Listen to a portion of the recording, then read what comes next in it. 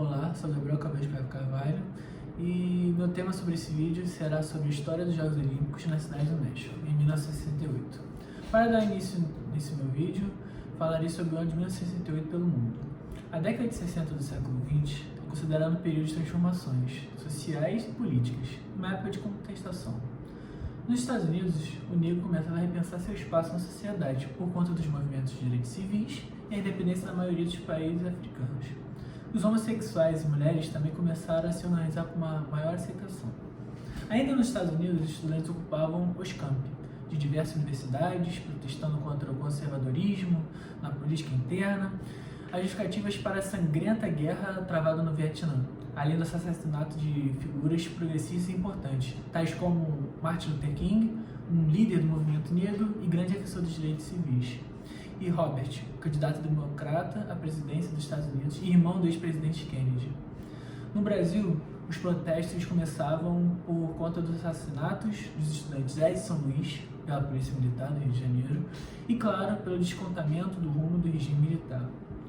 Interpretar os movimentos de 1908 é uma tarefa bem difícil, já que é considerado um dos mais politizados na história. Isso por conta da potência dos mais diversos movimentos como resultados obtidos. Citando em 1968, a Alemanha, dividida, se apresenta com duas equipes na Olimpíada. Com a construção do Muro de Berlim, em 1961, o esporte era uma das raras coisas que ainda unia o leste e o oeste do país. Numa sessão de 1955, em Paris, o COI, Comitê Olímpico Internacional, havia reconhecido o direito da República Democrata Alemã, RDA, comunista, de ter seu comitê olímpico próprio. Mesmo assim, nas Olimpíadas de 1956, 60 e 64, os dois estados alemães foram obrigados a participar com uma só equipe, apesar de todas as diferenças políticas e institucionais, claro.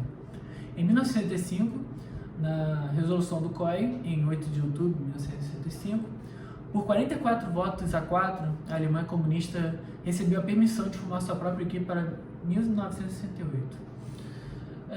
Agora falarei sobre como o esporte influencia a política e vice-versa, claro. Após a morte do Martin Luther King, protestos tomaram conta de dezenas de cidades de todos os Estados Unidos. A luta contra o racismo estava à flor da pele na época, tanto que o OPHR, que era o Projeto Olímpico de Direitos Humanos, foi fundado em outubro de 1967 pelo sociólogo Harry Edwards. Joe Carlos e Tom Smith foram um dos primeiros atletas a fazer parte do movimento, cuja meta original era protestar contra a segregação racial nos Estados Unidos, mas evoluiu para um objetivo maior, global, à medida que os Jogos Olímpicos se aproximavam. A OPHR ameaçou boicotar a Olimpíada da Cidade do México, a menos que 5 condições fossem atendidas por eles: que a África do Sul não fosse convidada para os Jogos por causa do apartheid, que Muhammad Ali tivesse restaurado o título de campeão mundial do boxe, que ele foi retirado por causa de sua recusa em participar da guerra do Vietnã, nos Estados Unidos, que o americano Avery Brundage deixasse o cargo de presidente do COI, e que mais treinadores negros fossem contratados, especialmente para os Jogos Olímpicos, e que New York Athletic Club fosse boicotado por sua recusa em receber negros, judeus e porto-riquenhos como associados. Das 5, apenas 3 foram atendidos apenas, e com isso alguns atletas se recusaram a ir para a Cidade do México. Foi o caso de Liu Acido, que mais tarde ficou conhecido como Kareem Abdul-Jabbar, que se recusou a defender a seleção dos basquete dos Estados Unidos, nos Jogos de 1968, na Cidade do México. Sobre o Black Power nos Jogos Olímpicos, a pressão foi grande contra o boicote dos atletas negros e americanos. Assim sendo, atletas como John Carlos, que recebeu medalha de ouro nos 200 metros rasos do atletismo, e Tom Smith, medalhista de bronze também nos 200 metros rasos do atletismo. Eles resolveram competir, mas encontraram uma maneira de se posicionar contra o racismo e serem vistos pelo mundo todo. Ambos subiram ao pódio descalço, que significava a pobreza dos negros americanos. E nos primeiros acordes do hino dos Estados Unidos, ergueram o braço com o punho cerrado, as saudações ao símbolo do movimento Black Power, vestindo luvas negras e representando a força e a integração dos negros. Esse era o gesto do movimento dos Panteras Negras, um dos grupos mais radicais na luta pelos direitos civis para os negros nos Estados Unidos.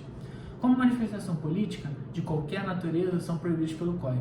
Nos ambientes dos jogos, ambos os atletas foram expulsos do evento.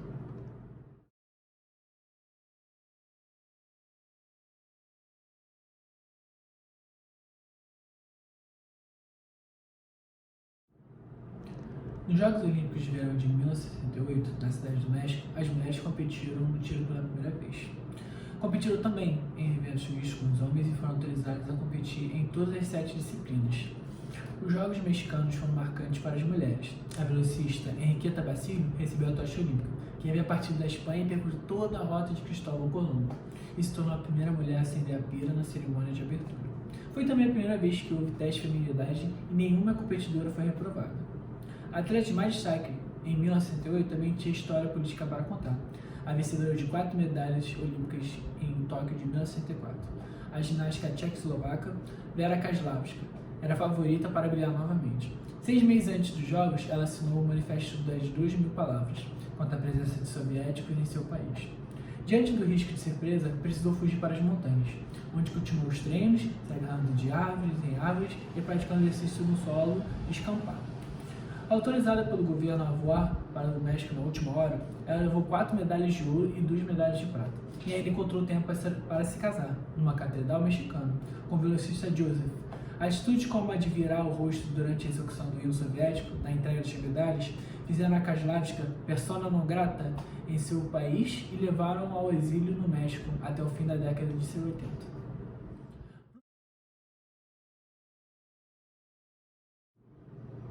No Brasil, as atletas femininas que fizeram parte da equipe olímpica de 1968 são Irenice Rodrigues, Aida dos Santos, Maria da Conceição Cipriano e Lúcia de Faria Alegria Simões.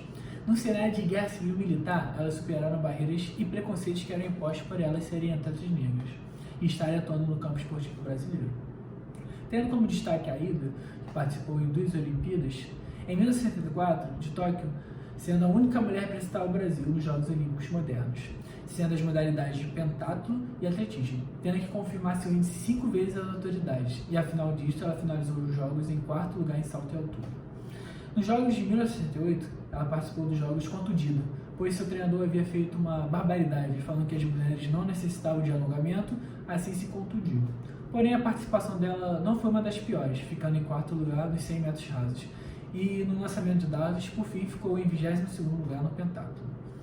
E com outro destaque, a Lúcia Faria, sendo a única brasileira a participar da modalidade de hipismo, sendo a melhor na marca de competidores do continente americano, ficando em 12º lugar, com 19,25 pontos nas 2 passagens. No salto em altura, Maria da Conceição alcançou 1,68 m na primeira etapa da série. Na segunda, atingiu a sua melhor marca, que era 1,74 m. Em uma das suas tentativas, a atleta derrubou o sarrafo, mas depois conseguiu a classificação para a final com uma relativa folga. E, por fim, a atleta Irenice Rodrigues não conseguiu participar dos Jogos porque foi acusada de indisciplina e agressão por ter brigado com a colega Maria da Conceição e teve que ser desligada e tendo que voltar para o Brasil. Assim, foram as 4 atletas desfilarem no palco olímpico de 1968 no México.